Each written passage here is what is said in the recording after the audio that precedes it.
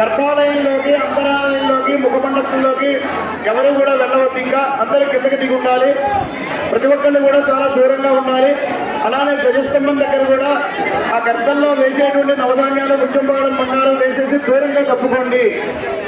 ఎందుకంటే ఆ క్రేన్లు అవన్నీ కూడా జాగ్రత్తగా దింపాల్సి వస్తుంది. సమయం ఉంది, ఇంకా మీరు తొందరపడద్దు. ఎవరు కూడా ప్రతి ఒక్కరు కూడా దూరంగా ఉండాలి. అలానే వచ్చినటువంటి వాళ్ళు తోటి భక్తులని, తోటి వారిని ఎవరిని కూడా ఇబ్బంది పెట్టడం కానీ, వాళ్ళకి అసౌకర్యం కలిగించడం కానీ చేయవద్దు. కొద్దిగా దూరంగా ఉండాలి ప్రతి ఒక్కళ్ళు కూడా. పవన్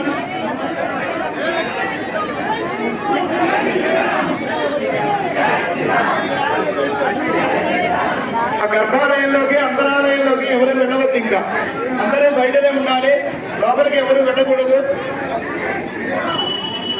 10:36 స్వామివారికి ముందుగా యంత్ర ప్రతిష్ట, ఆ తర్వాత మూర్తి ప్రతిష్ట.